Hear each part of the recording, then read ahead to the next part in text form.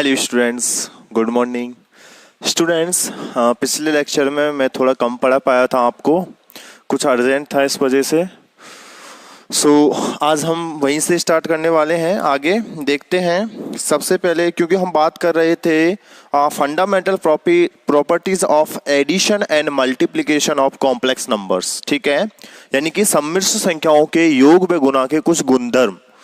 तो योग के हमने देख लिए थे कि किस तरीके से अगर Z1, Z2 और Z3 तीन कॉम्प्लेक्स नंबर अगर अपने पास में हैं तो वहां पर फर्स्ट प्रॉपर्टीज ऑफ क्लोजर, यानी कि क्लोजर प्रॉपर्टी ये कहती है कि उन तीनों संख्याओं में से किन्हीं भी दो संख्याओं का जो सम है वो भी एक कॉम्प्लेक्स नंबर होती है, सम्मिश्र संख्या होती है।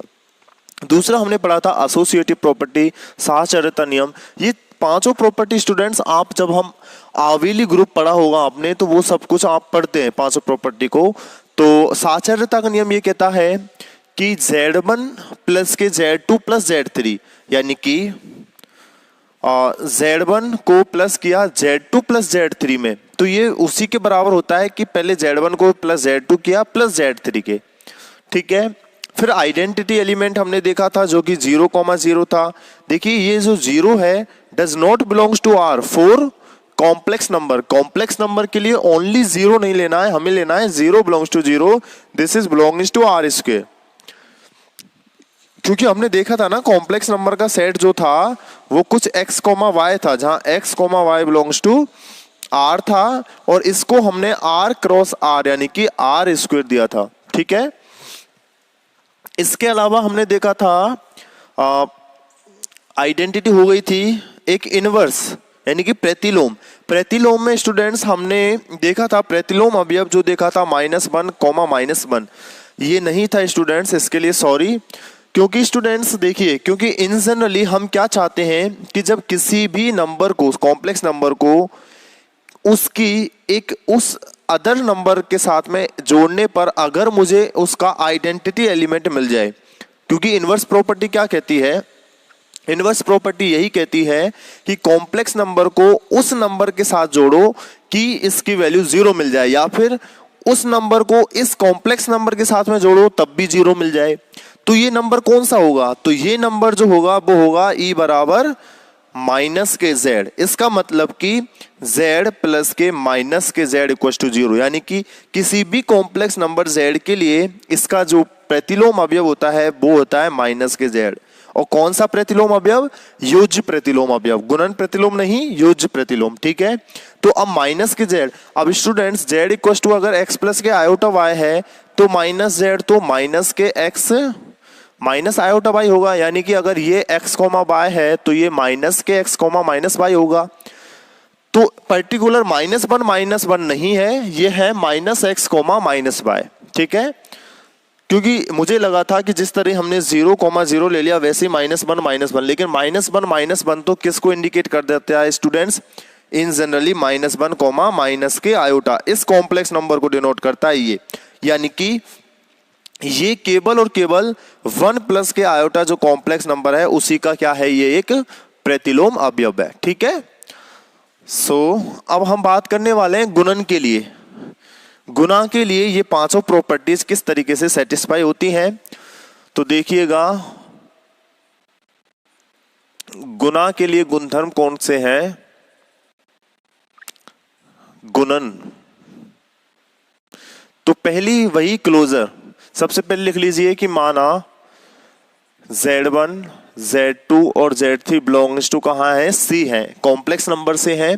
तो पहली है क्लोजर प्रॉपर्टी और वो क्या कहती है कि अगर Z1, Z2, Z3 C में है तो Z1 डॉट Z2 भी C में होगा, Z2 डॉट Z3 भी C में होगा एंड Z1 डॉट Z3 भी C में होगा, यानी कि प्रत्येक दो नंबर्स का मल्टीप्लिकेशन C में ही होगा। दूसरा है एसोसिएटिव प्रॉपर्टी। एसोसिएटिव प्रॉपर्टी क्या कहती है कि Z1 dot Z2 dot Z3 is equal to Z1 dot Z2 इसका Z3 के साथ में प्रोडक्ट, ठीक है। तीसरी है आइडेंटिटी। आइडेंटिटी एलिमेंट कौन सा होगा, आइडेंटिटी एलिमेंट वो होगा कि जो Z1 को उस नंबर के साथ में मल्टीप्लाई करने पर Z1 ही दे दे, बराबर E डॉट Z1। तो वो कौन सा हो जाएगा? अगर यहां से मैं बात करता हूं, यानी कि E बराबर Z1 अपॉन Z1 यानी कि 1। इसका मतलब जो आइडेंटिटी एलिमेंट होगा वो होगा 1। इसका मतलब Z1 डॉट 1 इसका आइडेंटिटी अवयव होगा, ठीक है। और 1 का मतलब ये नहीं this is belongs to R, नहीं, 1 का मतलब है 1,0, ठीक है। तो 1 का मतलब क्या है यहाँ पे? 1,0, 1,0। अतः यहाँ पे आप लिख सकते हैं कि योज्य तत्समक हो गया था गुणन तत्समक। गुणन तत्समक अवयव कौन सा होगा यहाँ पे? 1,0 है, ठीक है। इसी प्रकार इनवर्स, इनवर्स अवयव कौन सा होता है? इनवर्स अवयव Z1 वह अवयव Z1 E वह अवयव जो कि इसके गुणन तत्समक अवयव को दे, यानी कि 1 के बराबर दे। गुणन तत्समक, देखिए पहले जब योग की बात की थी तब हमने योज्य तत्समक यहाँ पे 0 लिखा था, लेकिन अब यहाँ गुणन तत्समक क्या है? 1। तो इसको 1 दे, यानी कि E डॉट Z1 बराबर इसको 1 दे। इसका मतलब E बराबर 1/Z, E बराबर 1/Z। और 1/Z हमने क्या निकाला था स्टूडेंट्स? वहां से 1/Z की वैल्यू क्या निकाली थी? 1/Z बराबर 1/x प्लस के आयोटा y, यानी इसका परिमेयीकरण करके हमने निकाला था x/x² प्लस y² माइनस का आयोटा y/x² प्लस के y²। इसका मतलब कि यदि कोई भी मेरे पास में Z नंबर है, अतः जो प्रतिलोम अवयव होगा, कौन सा प्रतिलोम? गुणन प्रतिलोम। अतः गुणन प्रतिलोम 1/Z बराबर x/x² plus y² minus iota y/x² plus के y² होगा। ये हो गया आपका गुणन प्रतिलोम। और गुणन प्रतिलोम किस तरीके से? देखिए आपने आवेली समूह जब पढ़ा होगा तब ये सब कुछ निकाली होगी ये वैल्यू, कि किस तरीके से आप गुणन तत्समक निकालते हैं, गुणन प्रतिलोम निकालते हैं, योज्य तत्समक निकालते हैं, योज्य प्रतिलोम निकालते हैं, ठीक है। And last and final fifth property is commutative, यानी कि क्रम विनिमय। कम्यूटेटिव क्रम विनिमय का मतलब ये है कि अगर Z1 डॉट Z2 है तो वो Z2 डॉट Z1 भी होगा, ठीक है। तो ये क्रम विनिमय की प्रॉपर्टी हो गई। और स्टूडेंट्स आपने वहां पे ये भी चीज देखा होगा कि अगर कहीं ये 4 प्रॉपर्टी सेटिस्फाई होती थी तब तो हम उसको कहते थे ओनली ऑन ग्रुप, समूह कहते थे। लेकिन अगर इस कम्यूटेटिव प्रॉपर्टी को भी साथ में सेटिस्फाई कर जाए तो वह ग्रुप ही क्या कहलाता था? आवेली ग्रुप, आवेली समूह, एवेलियन ग्रुप, ठीक है। तो ये 5 प्रॉपर्टी गुणन के लिए हो गई। सो अब बात करते हैं नेक्स्ट टॉपिक क्या है आपका? Distribution law. डिस्ट्रीब्यूशन लॉ यानी कि बंटन नियम। और बंटन नियम क्या कहता है? डिस्ट्रीब्यूशन लॉ है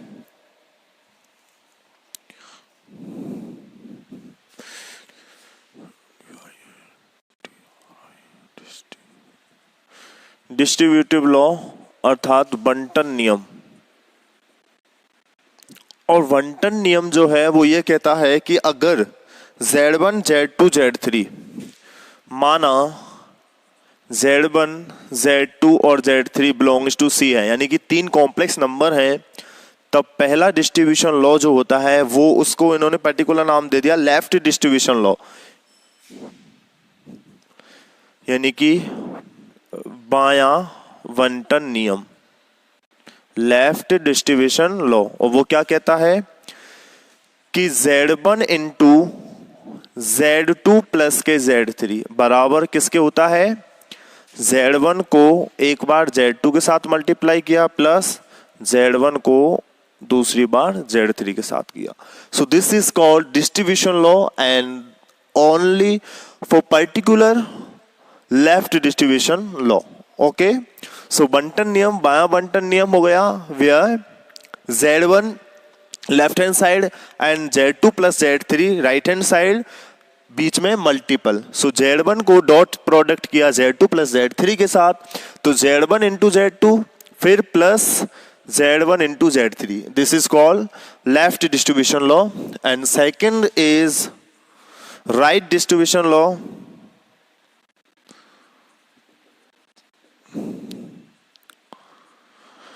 and which is Z1 plus के Z2 इंटू Z3, इस तरीके से लिख सकते हैं आप, ठीक है। Z2 plus Z3 into Z1 कहा है इसने, हम इस तरीके से भी लिख सकते हैं Z1 plus Z2 into Z3, जिसको हम किस तरीके से दिखाते हैं कि Z1 into Z3 plus Z2 into Z3, यानी कि Z1 को Z3 के साथ मल्टीप्लाई किया पहले, प्लस साइन Z2 को Z3 के साथ मल्टीप्लाई। तो ये दोनों होते हैं डिस्ट्रीब्यूशन लॉ, बंटन नियम। और ये बंटन नियम आप कहां देखते थे ग्रुप में, याद है? जब आप किसी भी ग्रुप, किसी भी एक समूह को, जैसे कि ए प्लस और डॉट, इसको क्षेत्र प्रूफ करते थे, जब आप इसको फील्ड प्रूफ करते थे, तब वहां पर आप प्लस के लिए आबेली समूह देखते थे, डॉट के लिए आबेली समूह देखते थे, साथ ही साथ ये डिस्ट्रीब्यूशन लॉ भी देखते थे, ठीक है। लीनियर अलजेब्रा से रिलेट है, एब्स्ट्रैक्ट अलजेब्रा से रिलेट है।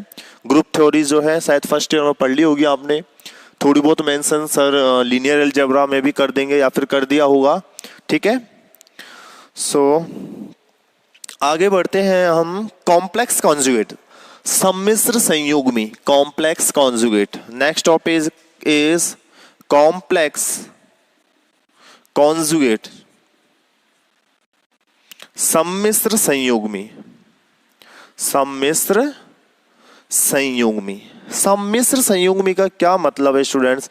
देखिए इसका भी बहुत ही मतलब, एक है तो बड़ी छोटी चीज, लेकिन है बड़ी खोटी कह सकते हो, क्योंकि कॉम्प्लेक्स कॉन्जुगेट का भी कॉम्प्लेक्स एनालिसिस में हर जगह पर एक इंपॉर्टेंट रोल ये प्ले करता है। कॉम्प्लेक्स कॉन्जुगेट क्या है कि माना z equal to x plus के आयोटा y एक सम्मिश्र संख्या है। क्या है? एक सम्मिश्र संख्या है, तब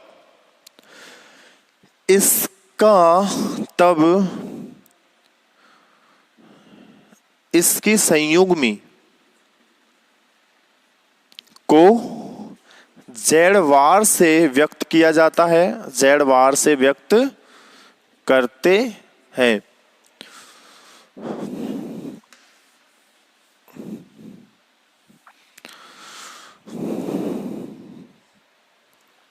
ठीक है, माना z x plus iota y एक सम्मिश्र संख्या है, तब इसकी संयुग्मी को z वार से व्यक्त किया जाता है,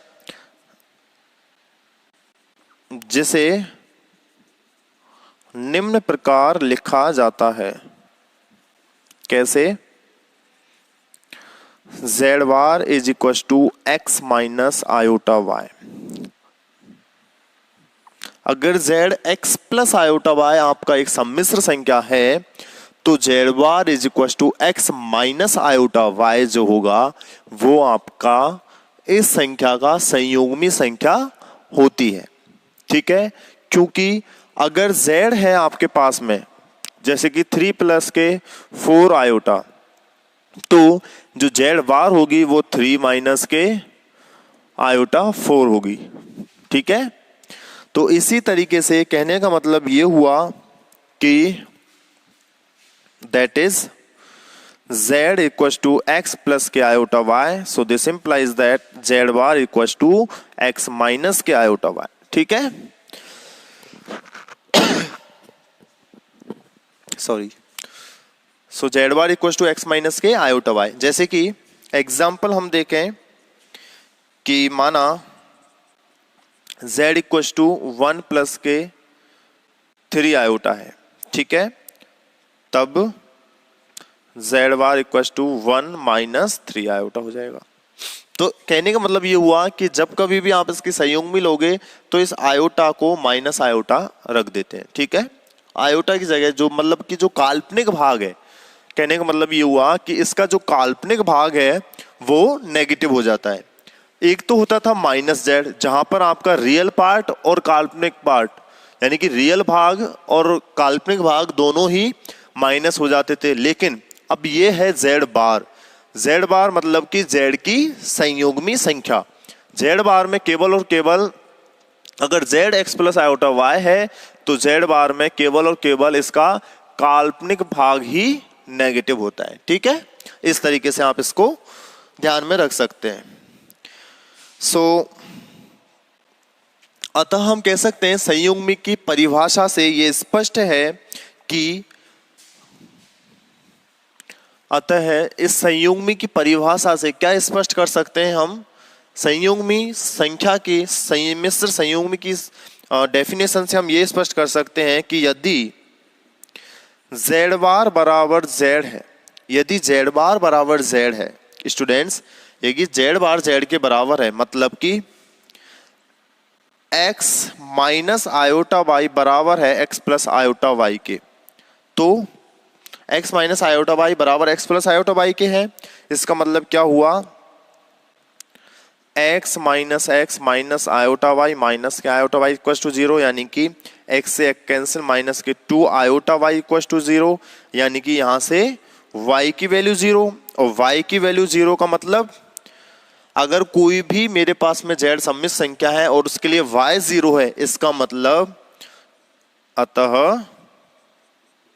z क्या होगी, एक प्योरली रियल नंबर,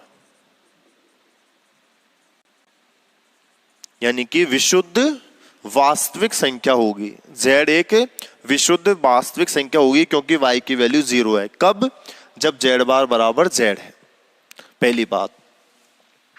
दूसरी बात ये कि यदि z बार बराबर माइनस के z है, अर्थात z बार का मतलब x माइनस आयोटा y बराबर माइनस z का मतलब चूंकि z क्या है x plus iota y, so minus z minus x minus k of iota y, so this implies that x plus के x minus iota y plus के iota y equal to 0, so 2x equal to 0, यानी कि x equal to 0। और x equal to 0 का मतलब क्या हुआ, अर्थात z एक विशुद्ध काल्पनिक संख्या होगी। सही बात है। दो प्रॉपर्टी देता है ये सम्मिश्र संयुग्मी। पहला कि यदि z बार बराबर z है तब आपने ये सब कुछ सॉल्व किया तो y की वैल्यू 0, यानी कि z एक विशुद्ध वास्तविक संख्या है। और अगर z बार बराबर माइनस z है तो सॉल्व किया तो x की वैल्यू 0 हुई, अर्थात z एक विशुद्ध काल्पनिक संख्या होगी। ठीक है, विशुद्ध काल्पनिक संख्या। इसके बाद संयुग्मी से रिलेट कुछ गुणधर्म भी दिए हुए हैं इन लोगों ने, तो ये आप पहले स्क्रीनशॉट ले लीजिए फिर देखते हैं। ठीक है,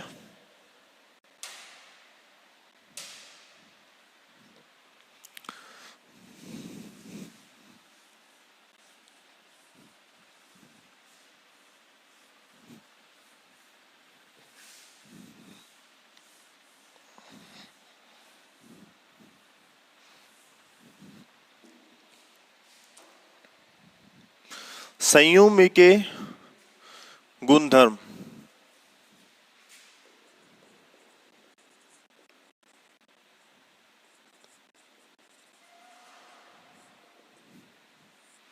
क्या है, देखिए, यदि z मेरे पास में x प्लस के आयोटा y एक सम्मिश्र संख्या है, सम्मिश्र संख्या है, तब पहली प्रॉपर्टी क्या है, पहली प्रॉपर्टी ये कहती है कि यदि z x plus iota y एक सम्मिश्र संख्या है तब z वार का वार z के ही बराबर होता है, यानी कि z की संयुग्मी संख्या का भी संयुग्मी, यानी कि z conjugate of z, conjugate of z, इस तरीके से कह सकते हैं। यानी कि संयुग्मी की संयुग्मी क्या होती है, वो खुद संख्या खुद ही होती है। कैसे, z x plus iota y है, सो चूंकि z बराबर x plus iota y, so z bar बराबर x माइनस के आयोटा y, सही बात है। अतः ये z बार, इस z बार को मैंने डिनोट कर दिया, माना z बार बराबर z1 बराबर x माइनस के आयोटा y, ठीक है। तब z1 का बार क्या हो जाएगा, x माइनस के माइनस आयोटा y, यानी कि z1 का बार हो जाएगा x प्लस आयोटा y। और z1 का बार मतलब कि z1 बार मतलब कि z बार का बार, और वो किसके बराबर हुआ, x प्लस आयोटा y, और x plus iota y is z। तो इसका मतलब ये हुआ कि z बार का बार जो है वो खुद संख्या z ही होती है। पहली प्रॉपर्टी ये, ठीक है। सेकंड प्रॉपर्टी क्या कहती है, सेकंड प्रॉपर्टी है कि z प्लस के z बार बराबर होता है two real part of z। z plus के z बार जो होता है वो two real part of z होता है, क्योंकि z क्या होता है, x प्लस के आयोटा y, जहां रियल पार्ट ऑफ z क्या होता है, x, and imaginary part of z क्या होता है, y। Real part of z का मतलब ये वाली संख्या, और इमेजिनरी पार्ट z का मतलब कि आयोटा का गुणांक, ठीक है। यानी कि दिस इज वास्तविक भाग z का x और काल्पनिक भाग y।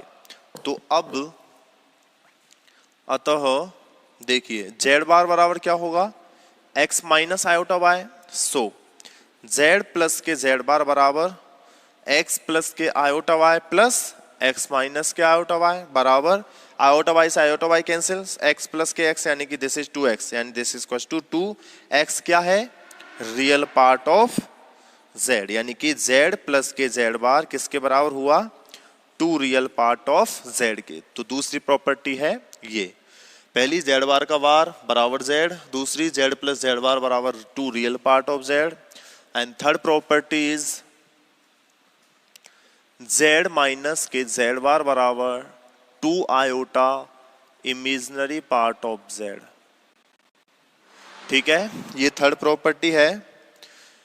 तो देखिए चूंकि वही z बराबर x प्लस के iota y, and real part of z क्या होता है x, and imaginary part of z होता है y, एंड z बार बराबर x माइनस के iota y, so z minus के z बार, एंड चूंकि z बार इसीलिए z plus z minus z bar बराबर x plus iota y minus के z bar x minus के iota y, so equals to x plus के iota y minus x minus minus के plus iota y, सो x से x cancel, यानी कि this is plus के 2 iota of y, so z plus के z bar बराबर 2 iota y, यानी कि z प्लस के z बार बराबर 2 iota, and y is imaginary part of z। तो इस तरीके से ये तीन प्रॉपर्टी हुई, ठीक है। स्क्रीनशॉट ले लीजिए रफ करके, और बाकी प्रॉपर्टी देखते हैं।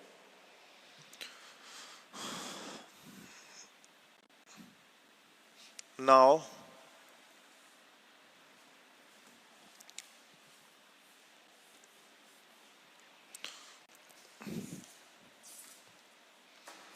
Fourth property is z into z bar बराबर x square plus y square. z into z bar बराबर x square plus y square. कैसे, चूंकि z क्या है x plus iota y, so z bar बराबर x माइनस आयोटा y, इसीलिए z into z bar बराबर x plus iota y into x minus के iota y। Multiply कीजिए, x का x के साथ में एक्स स्क्वेयर माइनस x का माइनस आयोटा y के साथ में, सो आयोटा माइनस के x y plus iota y का x के साथ में iota y x, and minus iota and plus iota so this is minus के iota into iota, iota square and y y y square. देखिए minus और plus, तो इससे ये दोनों cancel, so this is x square minus के iota square of y square. और चूंकि आयोटा स्क्वेयर की वैल्यू क्या होती थी, -1, so x square plus y square, क्योंकि iota square -1 and minus minus plus, so z into z bar बराबर x square plus y square. चौथी प्रॉपर्टी ये थी। पांचवी प्रॉपर्टी है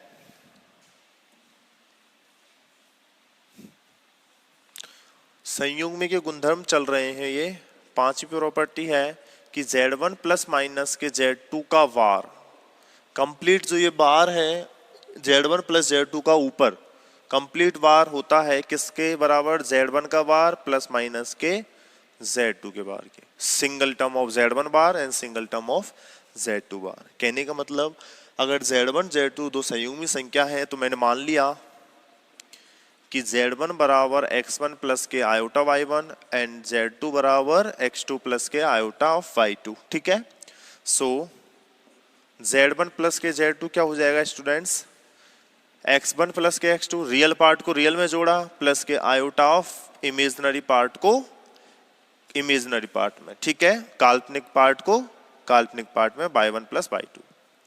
अब मुझे क्या चाहिए, इसलिए मुझे चाहिए Z1 प्लस के Z2 का कंप्लीट बार, Z1 प्लस Z2 का कंप्लीट बार मुझे चाहिए, यानी कि इस संख्या का पूरा बार। तो ये कितना हो जाएगा, इसका जो वास्तविक भाग है वो तो एज इट इज रहने वाला है और काल्पनिक भाग हो जाएगा नेगेटिव। ठीक है, यानी कि यहां से मैं इसको लिख सकता हूं x1 माइनस के of iota y1 plus x2 minus के आयोटा y2। अब देखिए x1 minus iota y1, x2 minus के आयोटा y2 क्या होता है, देखिएगा चूंकि Z1 का बार क्या होता है, जब Z1 x1 minus iota y है तो this is x1 minus iota y1, और Z2 का बार x2 माइनस के आयोटा y2, क्योंकि Z2 क्या है, x2 प्लस आयोटा y2। सो Z प्लस के Z1 प्लस के Z2 का कंप्लीट बार किसके बराबर हो जाता है, ये x1 minus iota y1 is Z1 bar and plus this is Z2 बार। तो एक तो चीज ये प्रूफ हो गई कि Z1 प्लस Z2 का कंप्लीट बार, यानी कि अगर मैं इस नेगेटिव साइन को थोड़ी देर के लिए हटा दूं तो Z1 प्लस Z2 का कंप्लीट बार बराबर Z1 बार प्लस के Z2 बार, हेंस प्रूफ। और इसी प्रकार आप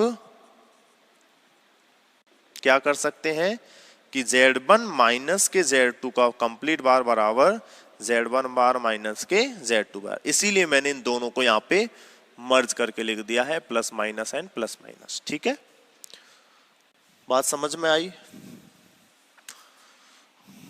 एंड नाउ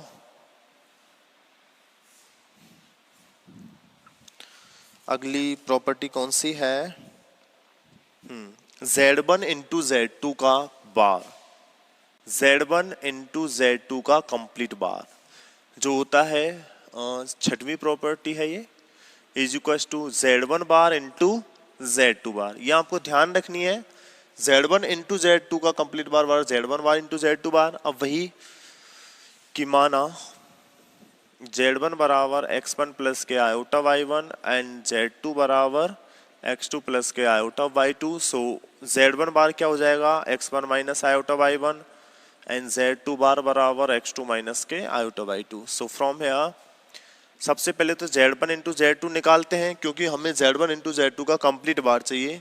तो Z1 इंटू Z2 क्या निकाला था हमने, कहीं पे निकाला था क्या, देखिए Z1 इंटू Z2 यानी x1 प्लस के iota y1 into x2 plus के आयोटा ऑफ y2, दोनों का मल्टीप्लीकेशन कितना हो जाएगा, this is x1 x2 and minus के of y1 y2, this is the real part of Z1 into Z2। And यहां से आयोटा वाली टर्म यहाँ पे y1 ऑफ x2 प्लस के x1 ऑफ y2, दोनों टर्म हो गई। सो Z1 और Z2 जो है वो दोनों ही कैसी नंबर बन जाती हैं, दो कॉम्प्लेक्स नंबर। ठीक है, सो Z1 इंटू Z2 मुझे ये मिली, तो Z1 इंटू Z2 का बार कितना हो जाएगा, कॉम्प्लेक्स नंबर यानी कि रियल नंबर तो as it is and minus iota of imaginary part, ठीक है, माइनस आयोटा ऑफ दिस। और यहां से भी अगर मैं इसको सॉल्व करके लिखूं तो यहां पे मुझे क्या मिल जाएगा, देखिए x1 x2 minus iota y1 x2, minus के यहाँ पे y1 y2 माइनस के आयोटा x1 y2, यानी कि यहां से मुझे x2 कॉमन मिल जाएगा, तो इसको मैं लिख सकता हूँ x1 माइनस के आयोटा y1। और यहां से मुझे y2 कॉमन मिल गया, यहां से मुझे देखिए ये आयोटा ऑफ माइनस के and this is also minus minus plus, so minus के y2 कॉमन मिल गया यहां से, सो दिस इज y1 प्लस के आयोटा ऑफ x1, ठीक है। अब देखिए ये क्या है, x1 माइनस आयोटा y1, जबकि ये क्या है, x1 आयोटा के साथ में है। तो यहाँ पे मैं क्या करता हूँ, x1 माइनस आयोटा y1, तो ठीक है, तो मैं यहाँ से आयोटा से ऊपर नीचे गुना कर दूं, आयोटा से ऊपर नीचे गुना कर दूं, यानी this is iota upon iota, तो ये हो जाएगा माइनस के y2 upon iota and this is, ये क्या हो जाएगा, आयोटा y1 और आयोटा स्क्वायर माइनस के 1 इंटू x1, ठीक है। अब फिर भी मुझे ये पॉजिटिव चाहिए क्योंकि यहाँ पॉजिटिव है, मुझे इनको कॉमन निकालना है, तो मैंने क्या किया, माइनस से गुना कर दिया इसको, सो this is plus and this is minus. अब मैं यहाँ से x1 माइनस के आयोटा y1 कॉमन निकाल सकता हूँ, तो मुझे क्या मिल जाएगा, यहाँ से तो मुझे मिल जाएगा x2 और यहाँ से मुझे मिल जाएगा प्लस के y2 अपॉन आयोटा, ठीक है, ये मुझे मिल गया। अब देखिएगा, स्क्रीनशॉट ले लीजिए यहाँ पे। अब देखिए, क्योंकि स्टूडेंट्स मुझे क्या मिला कि z1 इंटू z2 का बार बराबर मुझे मिला है x1 माइनस के iota y1 into x2 plus के y2 अपॉन आयोटा, ये मिला है। और चूंकि स्टूडेंट्स हम जानते हैं कि 1 अपॉन आयोटा की वैल्यू होती है माइनस आयोटा, 1 अपॉन आयोटा की वैल्यू होती है माइनस आयोटा, ठीक है। कैसे, देखिए 1 अपॉन आयोटा का मैं दोनों तरफ आयोटा अपॉन आयोटा करता हूँ, सही परिमेयीकरण, माइनस आयोटा कर लो परिमेयीकरण से, सो ये कितना हो जाएगा, माइनस आयोटा ऊपर अपॉन नीचे, iota square into iota square minus 1 और माइनस माइनस के प्लस के 1, यानी दिस इज माइनस आयोटा, तो 1 अपॉन आयोटा हो जाएगा माइनस आयोटा। सो इस 1 अपॉन आयोटा को, सो z1 इंटू z2 का बार बराबर x1 minus iota y1 into x2, 1 upon iota is minus के iota of y2 and what is the x1 minus iota y1 is z1 bar into this is z2 bar, so z1 into z2 का बार is z1 bar into z2 bar. ये आपकी छठवीं और last property satisfy होती है। एक और property आपको दी हुई है यहाँ पे, सातवीं प्रॉपर्टी है, वो क्या है, वो दी गई है z की पावर n का बार बराबर z बार की पावर n। तो इसको किस तरीके से प्रूव करते हैं, देखिए इसको प्रूव करने का कोई भी n टर्म्स तक हमें जाना नहीं है, हम सिर्फ इतना देख सकते हैं कि गुणधर्म 6 से मैंने मान लिया कि z1 बराबर भी z है और z2 बराबर भी z है, ठीक है। तो गुणधर्म 6 में रखते हैं, तो z इंटू जेड का बार बराबर क्या हो जाएगा, z बार इंटू जेड बार, यानी कि z स्क्वेयर का बार बराबर z बार का स्क्वेयर, यहां से यही तो होता है। तो अब जब स्क्वेयर के लिए कंडीशन सेटिस्फाई हो रही है, तो इसी प्रकार आप इसको बढ़ाते हुए चलिए, तो ये इसी प्रकार n टर्म्स तक हम क्या लिख सकते हैं, z की पावर n का बार बराबर z बार की पावर n। तो आप छठवें गुणधर्म से ही इसको डायरेक्टली ये चीज कर सकते हैं, बस 2 के लिए दिखा दो, z1 बराबर z, z2 बराबर z, सो z इंटू जेड बराबर z bar into z bar, so z into Z is z square का बार बराबर z बार का होल स्क्वेयर, दिस इज, ठीक है। और इसी प्रकार ये स्क्रीनशॉट ले लिया। इसी प्रकार लास्ट एंड फाइनल प्रॉपर्टी आपकी रह जाती है कि z1 upon Z2, Z1 upon Z2 का वार बराबर Z1 बार अपॉन Z2 वार, जहां ये लिख दीजिएगा कि Z2 is not equal to 0। ठीक है, Z2 is not equal to 0। तो इसको भी स्टूडेंट्स आप इजीली इसी तरीके से सॉल्व कर सकते हैं। यहाँ पे आप मान लीजिएगा कि Z1 बराबर x1 प्लस के आयोटा y1 एंड Z2 बराबर x2 प्लस के आयोटा y2। सो Z1 का बार x1 माइनस के आयोटा y1 एंड Z2 का बार x2 माइनस के आयोटा y2। तो सबसे पहले आप Z1 अपॉन Z2 निकाल लीजिएगा यहाँ से। ठीक है, सो Z1 अपॉन Z2 कितना हो जाएगा, x1 प्लस के iota y1 upon x2 plus iota y2, जिसको आप परिमेयकरण करके लिखोगे तो आपको क्या मिलने वाला है, x1 प्लस के iota y1 into x2 minus के iota y2 upon x2 plus के iota y2 and x2 minus के आयोटा y2। परिमेयकरण कर दिया आपने यहाँ से। ठीक है, सो Z1 अपॉन Z2 बराबर यहाँ से क्या मिल जाएगा, x1 x2 and iota square minus के 1 प्लस के y1 y2 and this is plus k of iota y1 x2 minus k x1 y2 upon x2 square plus k y2 square, क्योंकि x2 a plus k b and a minus b यानी a square plus k a square minus b square, ये हो जाता है। अब इसका भी आपको बार लेना है, तो Z1 अपॉन Z2 का बार स्क्रीनशॉट लीजिए। तो यहां से Z1 अपॉन Z2 का वार कितना हो जाएगा, यानी कि x1 x2 प्लस के y1 y2 तो एज इट इज है अपॉन x2 स्क्वेयर प्लस के y2 स्क्वेयर, ये तो हो गया real part and imaginary part is plus iota है, तो ये हो जाएगा माइनस के आयोटा y1 x2 माइनस के x1 y2 upon x2 square plus y2 square, ये हो गया Z1 अपॉन Z2 का कंप्लीट बार। अब इसको आपको खोलना है किसमें, Z1 बार अपॉन Z2 बार में, यानी कि आपको क्या चाहिए अब, x माइनस के iota y1 x1 upon x2 minus के आयोटा ऑफ y2। अब यहां से आपको ये फॉर्म लेके आनी है, यहां से ये फॉर्म लेके आनी है x2 माइनस के iota of x1 minus iota y1 and x2 minus के आयोटा ऑफ y2। तो यहां से देखिएगा, इसको मैं लिख सकता हूं x1 x2 प्लस के y1 y2 माइनस के आयोटा y1 x2 प्लस के iota x1 y2 upon x2 square plus के y2 स्क्वेयर। ठीक है,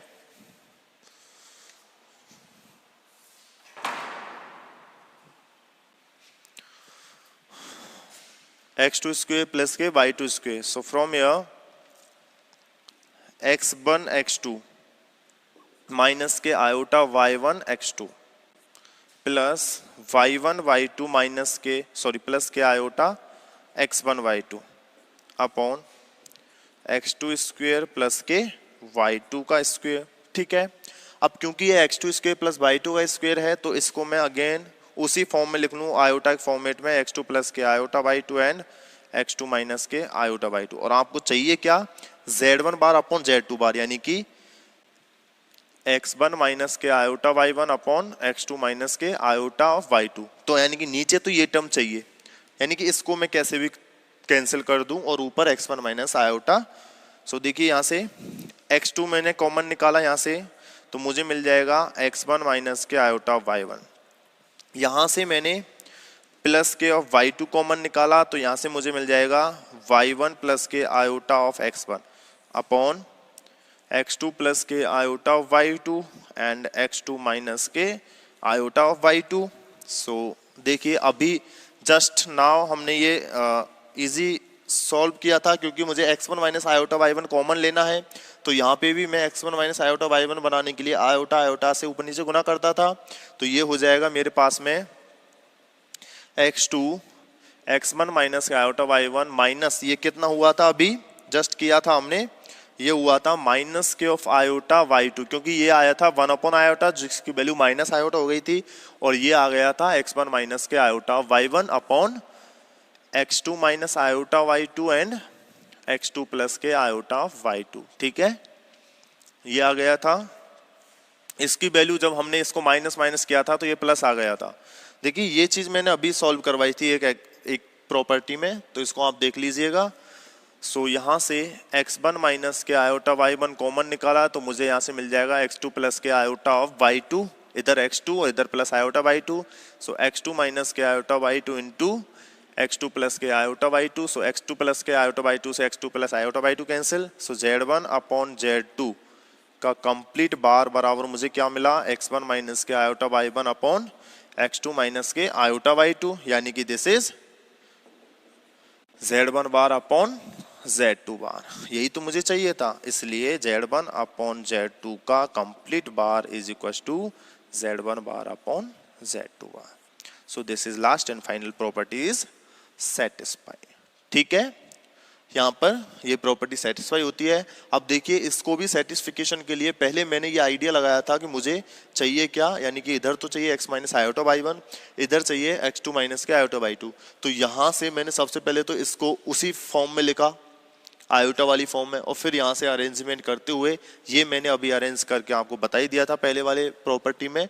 तो इसको इस तरीके से लिख के फाइनली, सो बस जस्ट आपको आइडिया होना चाहिए कि आखिर आपको पहले लेके क्या आना है। ठीक है, तो यहां से स्टूडेंट्स आप देख सकते हैं कि आपने जो दो प्रॉपर्टी पढ़ी थी, देखिएगा स्क्रीनशॉट ले लीजिए, ये एक बार स्क्रीनशॉट ले लीजिए। तो आपने जो दो प्रॉपर्टी पढ़ी थी कुछ इस तरीके से, क्या